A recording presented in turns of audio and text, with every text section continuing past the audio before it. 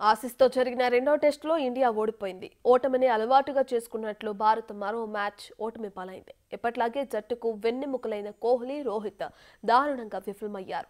దాన్ని అదునుగా చేసుకున్న ఆసీస్ 3 రోజుల్లో ఆట ముగించేసింది. ఆసీస్ ఇన్నింగ్స్ విజయాన్ని నమోదు చేస్తారని భయపడితే చివర్లో యంగ్స్టర్ నితీష్ కుమార్ బయటపడేశాడు. లేదంటే భారత్ పరువు పోయేదే.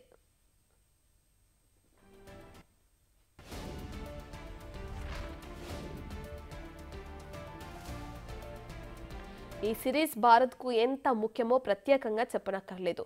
వరల్డ్ టెస్ట్ ఛాంపియన్షిప్ ఫైనల్ చేరాలంటే ఈ 5 మ్యాచ్లో సిరీస్లో భారత్ ఖచ్చితంగా 3 గెలవాల్సి ఉంటుంది. అలాంటి సిరీస్ను మన సీనియర్లు తేలిగ్గా తీసుకున్నారా అంటే అవుననే అంటున్నారు. ఎందుకంటే ఆడ్లైడ్లో జరిగిన రెండో టెస్టే దానికి నిదర్శన. మొదటి మ్యాచ్లో సెంచరీతో ఫామ్లోకి వచ్చాడనిపించిన కోహ్లీ మళ్ళీ అదే తీరును కొనసాగించాడు. ఫస్ట్ ఇన్నింగ్స్లో 7, సెకండ్ ఇన్నింగ్స్లో 11 పరుగులు చేశాడు. ఇక రోహిత్ శర్మ గురించి చెప్పాల్సిన అవసరం లేదు. మొదటి ఇన్నింగ్స్లో 3, తర్వాత 6 రన్స్ చేసి తనకేం సంబంధం అన్నట్లు పెవిలియన్కు వెళ్లిపోయాడు. ఆటలో సుదీర్ఘ అనుభవం ఉన్న ప్లేయర్లు ఇలా విఫలమవటం జట్టుకు భారమే అవుతుంది. దీని ప్రభావం తోటి ఆటగాళ్లపై కూడా పడే అవకాశం ఉంది. ఆడిన 2 మ్యాచ్ల్లో గొప్పగా ఆడిన నితీష్ రెడ్డిని చూసి నేర్చుకోవాలని విశ్లేషకులు సూచిస్తున్నారు.